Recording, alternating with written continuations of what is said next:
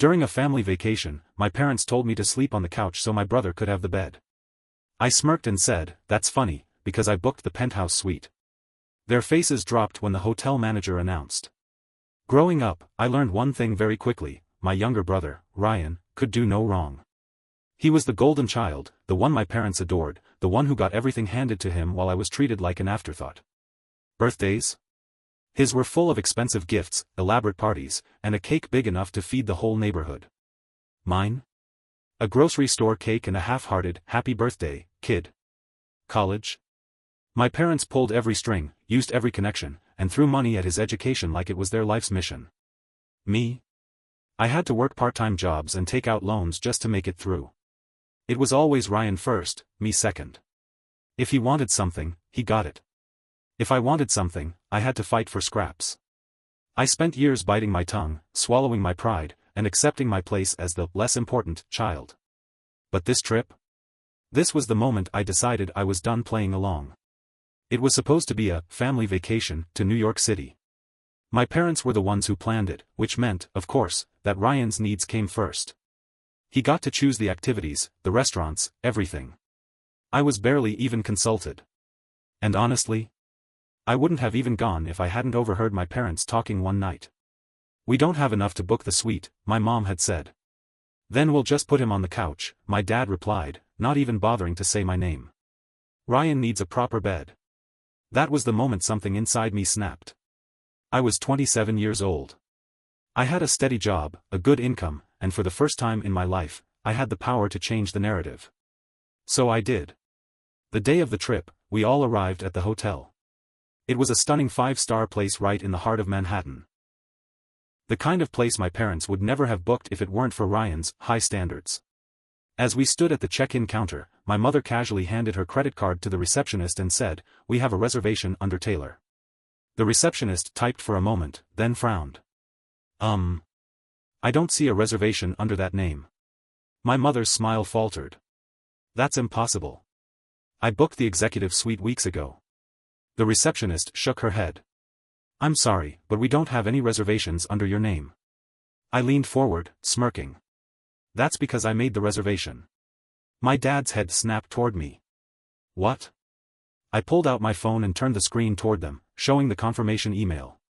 "Yeah, see, after I overheard you guys deciding that I was gonna be sleeping on a couch like some unwanted guest, I figured I'd handle the booking myself." Silence. Then the receptionist smiled. "Ah, yes. We do have a reservation under your name, sir. And you're in the penthouse suite." My mother's jaw dropped. My dad just blinked, like he couldn't process the words. "And Ryan," Ryan looked pissed. The penthouse," my mom stammered. I nodded.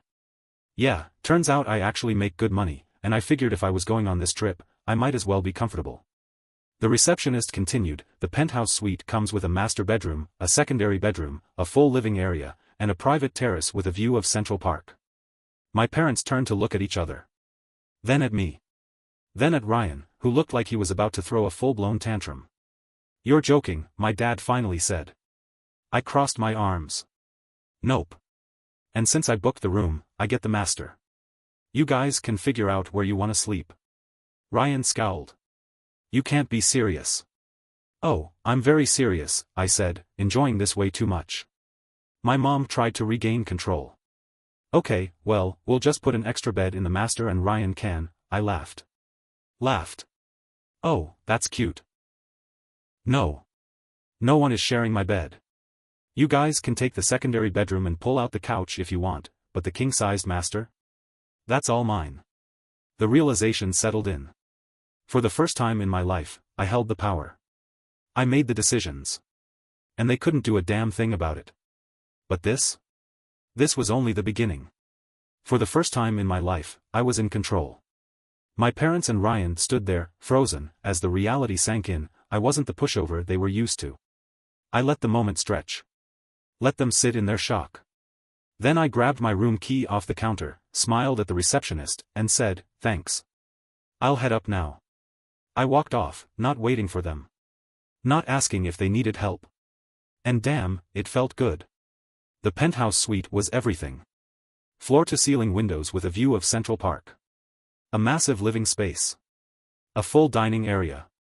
And the bedroom? Glorious. King-sized bed. Plush pillows. A bathroom bigger than some apartments. I dropped my bag, kicked off my shoes, and sprawled across the bed, stretching out like I owned the world. Then came the knock. Sharp. Impatient. I already knew who it was. I took my time answering. When I finally opened the door, Ryan stormed in first, my parents right behind him. "You can't do this," Ryan snapped, like a child who just had his favorite toy taken away. I leaned against the wall, arms crossed. "Do what?" "Take the best room," my mom said, looking personally offended. "You know Ryan has trouble sleeping in small beds." I stared at her. "That sounds like a Ryan problem." My dad huffed. "We're a family. We should be staying together." "Oh, now we're a family?" I let out a dry laugh. "Funny, I don't remember you guys worrying about that when you decided I'd be sleeping on the couch." Silence. Then Ryan scoffed. "Whatever. Just switch rooms with me." I raised an eyebrow. "Are you hearing yourself?" "Come on, it's not a big deal," my dad said, stepping in. "You don't even care about stuff like this." I pushed off the wall and took a slow step toward him. "You're right. I used to not care, because caring didn't matter. Because no matter what I did, Ryan always came first." I looked between them. "But guess what? I booked the room. I paid for it. And I do care now." Ryan glared at me. "Stop acting like some big shot. You're just being petty." I laughed again. "Oh, you have no idea how petty I can be." My mother sighed, rubbing her temples. "So where are we supposed to sleep?" I shrugged. "There's a second bedroom. It only has one bed," my dad pointed out. I smirked. "Yeah, crazy how that works." Ryan clenched his fists. "I'm not sleeping on a couch." I shrugged again. "Not my problem." They left in a fury. I could hear them whisper arguing down the hall as they dragged their luggage toward the smaller room. I enjoyed a long, hot shower in my luxurious bathroom, threw on a robe, and ordered room service. Filet mignon. Wine. Dessert. I stretched out on the private terrace, taking in the view while my family stewed in their frustration. But I knew this wasn't over. Not with them. They wouldn't let this go.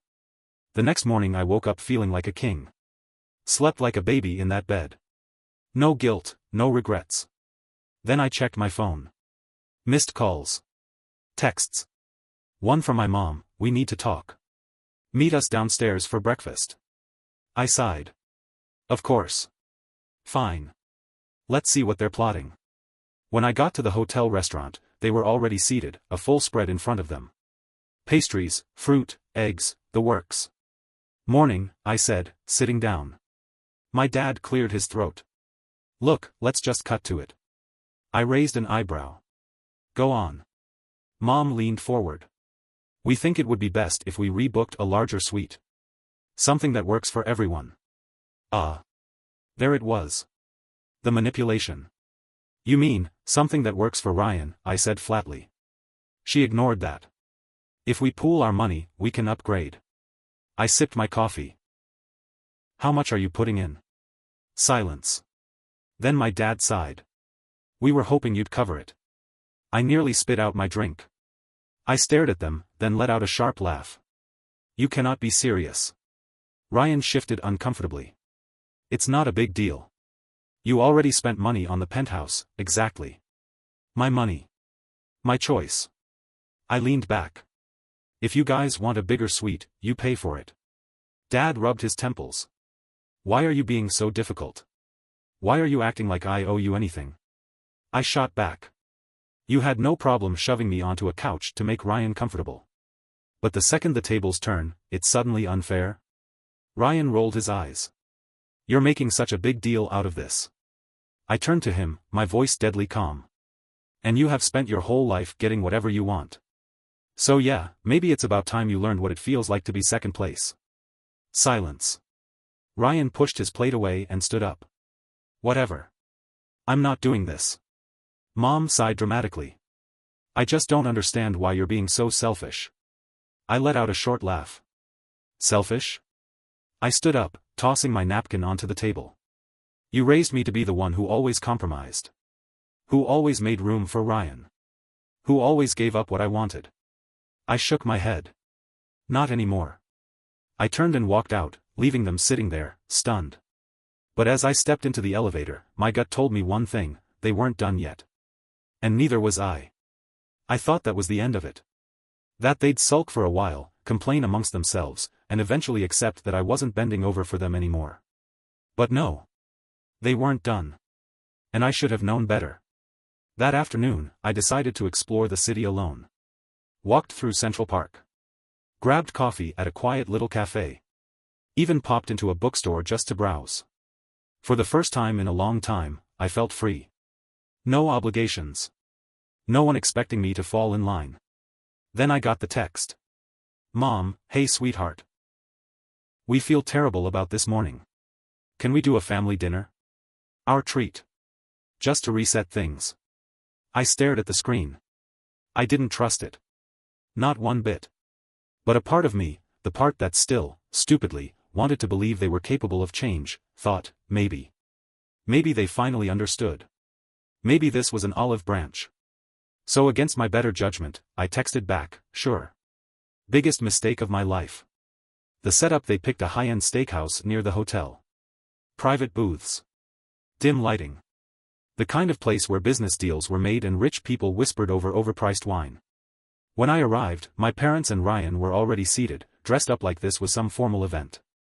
Hey, I said slowly, sliding into the booth. Mom smiled. We're so glad you came. Dad flagged the waiter and ordered a bottle of wine. Ryan was quiet, stirring his drink with his straw. Something was off. I could feel it. Dinner started out normal. Small talk. Forced laughter. They acted nice. Overly nice. Too nice. Then, halfway through the meal, my dad cleared his throat. So, we had a little chat with the hotel. My stomach dropped. Mom gave me a tight smile. Turns out, there was a mix-up with your reservation. I set my fork down. What? Ryan finally spoke. Yeah, apparently the hotel accidentally overbooked the penthouse suite. I narrowed my eyes. That's funny. I didn't get any calls about that. Dad shrugged. Well, they called us since we originally planned the trip. They said they could move you to a different room, one that's more reasonable. And just like that, I saw it. The trap. They lied to the hotel. Told them I wasn't supposed to have that room. Probably said it was a mistake or that I booked it by accident. I let out a slow breath. You manipulated the hotel. Mom reached for my hand. Sweetheart, this whole thing has gotten out of control. We just want to fix it. Ryan smirked. Yeah, so let's just go back, switch rooms, and be done with it. There it was. The real reason behind all of this. They weren't sorry. They never were. They just wanted me back under them. Back in my place. I leaned back, crossing my arms. No, Mom's smile faltered. What? I tilted my head. I said no. Dad sighed, rubbing his temples. Why are you making this difficult? Ryan scoffed. Dude, just take the smaller room. It's not a big deal. I let out a sharp laugh. Not a big deal? You three went behind my back, lied to the hotel, and tried to steal my reservation, and you have the nerve to act like I'm the problem? Mom's voice dropped to that gentle but firm tone she always used when she was trying to manipulate me. Honey, it's just what's fair. I stared at her. Fair? The word tasted bitter. I pushed back from the table, standing up. You want to talk about fair? Fair would have been treating me like an equal my whole life. Fair would have been respecting the fact that I booked that damn suite. Fair would be not pulling this sneaky, backstabbing stunt to get what you want. The restaurant had gone quiet. People were staring. Good. Let them. I grabbed my wallet, pulled out some cash, and tossed it on the table. Enjoy your dinner. I'll be at the hotel, in my penthouse. Then I walked out. The fallout: by the time I got back, I was furious. I marched straight to the front desk. The hotel manager looked up and smiled. Mister, my last name, good evening, I cut him off. Did my parents call about my reservation? His smile faltered. I know they did, I said, voice sharp. I want to know exactly what they told you. He hesitated, then sighed. They claimed you booked the suite by mistake. That you were supposed to be in a standard room, and they were handling the correction for you. I clenched my jaw. And you believe them? Well, they seemed very sure, and I pulled up my email. Here's my reservation. My payment confirmation. My name on the account. I booked this room myself. My parents have no authority over my stay. His face paled. Oh. Oh, I echoed, deadpan. So, here's what's going to happen. First, you're not changing my reservation. Second, you're flagging their account so they can't make any requests about my room again. Third. I leaned in.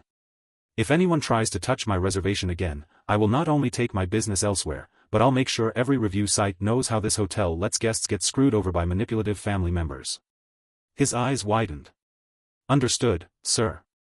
I'll take care of it immediately. Damn right he would. The final blow, I went upstairs, locked my suite door, and poured myself a drink. Then my phone started blowing up.